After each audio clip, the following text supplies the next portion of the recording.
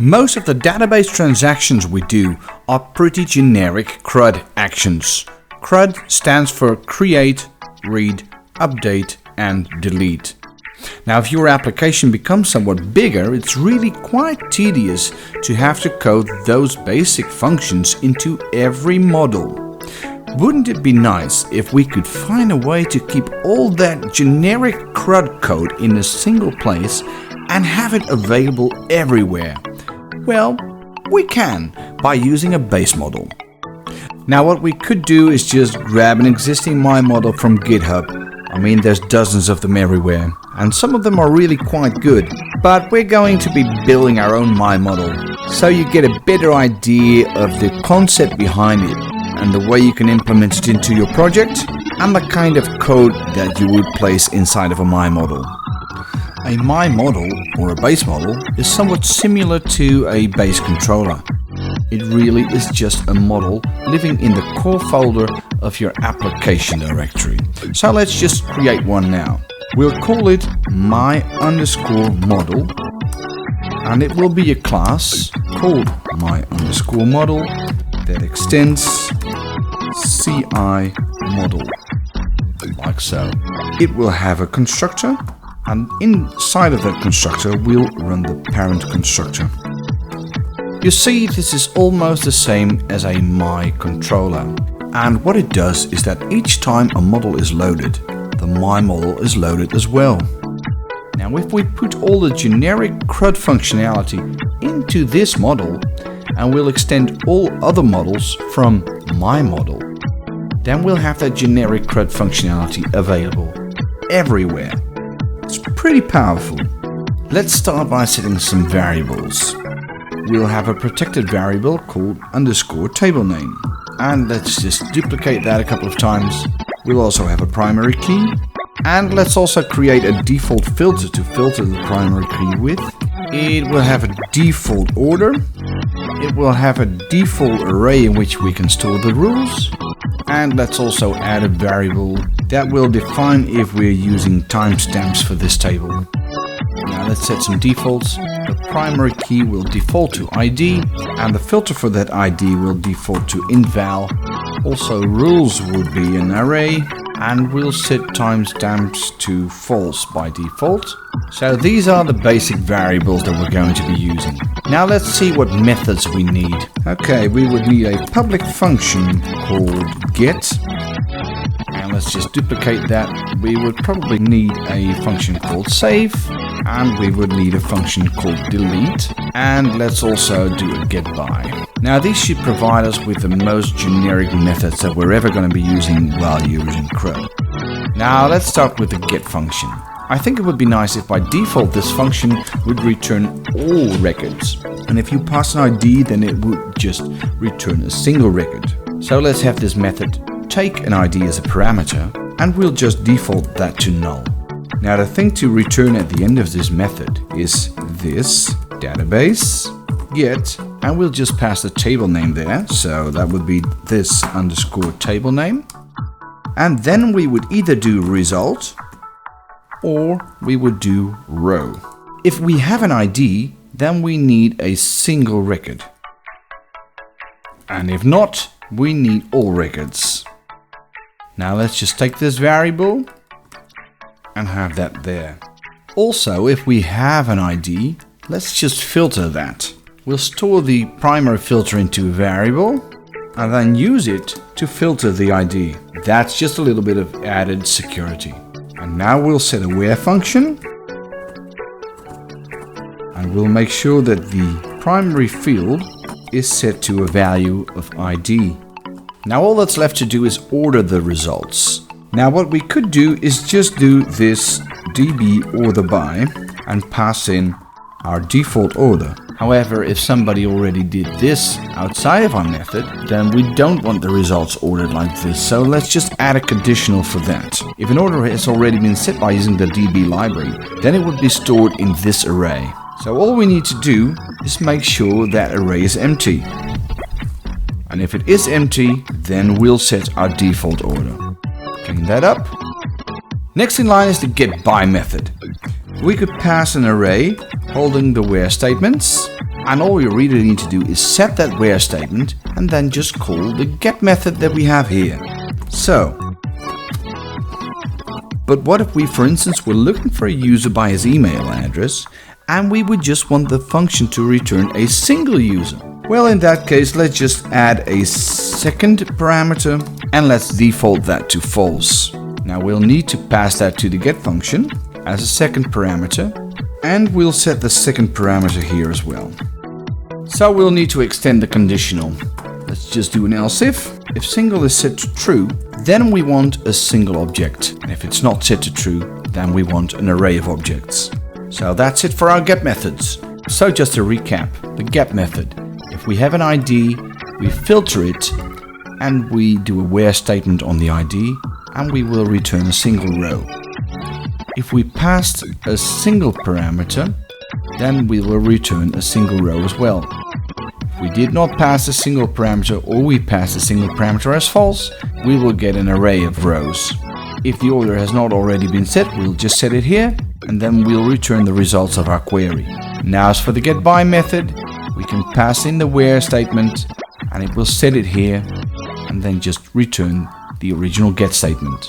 So let's just add some data and see if it works. Let's just quickly go into our pages table and insert some records. We'll have a home page with a slug of slash. It will have an order of 1 and some body text. Then we'll have an about page with a slug of about, and that will have an order of 2. And let's just add in some text there as well. Now we'll just create a page model inside of the models directory, and it will be called page_m. And it will be a class that extends myModel. And let's just copy the variables from the myModel function and set them to use the right values. The table name will be pages, the primary key will be ID, int_val is alright. We'll just order that by order, and the rules, well, we'll worry about that later, and timestamps will be false because we don't have any timestamps in the table yet. And that's it, that's our model. So let's just quickly create a page controller as well. That will be a controller called page, and it will extend the front end controller. Now let's add a public function called index.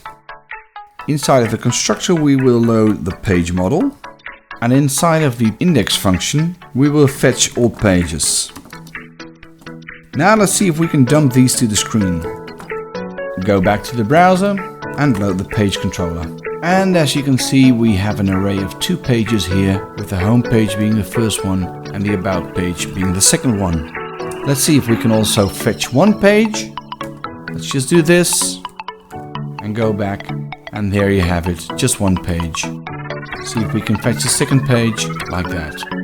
Finally, let's see if we can get a page by its slug. And sure enough, we can.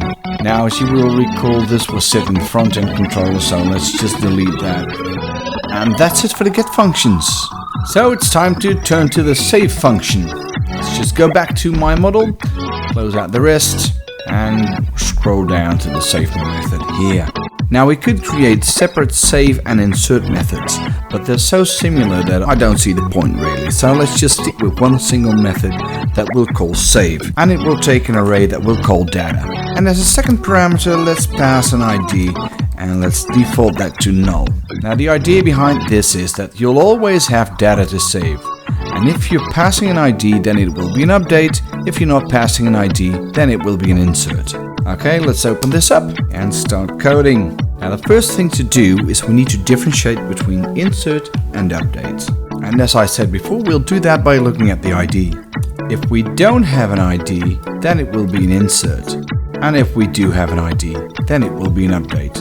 For an insert, we'll just call the active record method insert. Okay, just to be on the safe side, let's unset the primary key index if it was passed into the data array. So, data, this primary key is null. But of course, we only need to do that if the primary key is set. So let's just assume that it's not set. And if it is set, then we'll just set it to null. Now, of course, we'll need to take this and move that back just a little bit. Now, if we have an update, the first thing we need to do is filter the primary key. So let's set that up.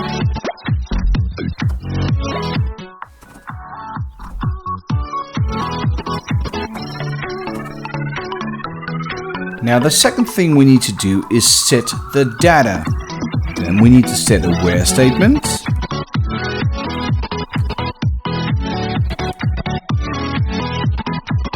And of course, we need to add an update statement.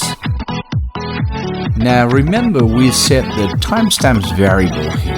Now, let's take that into account as well. First of all, let's see if we have to set timestamps. If this timestamps equals true, then we'll create a variable called now, and we'll set that to a MySQL date timestamp.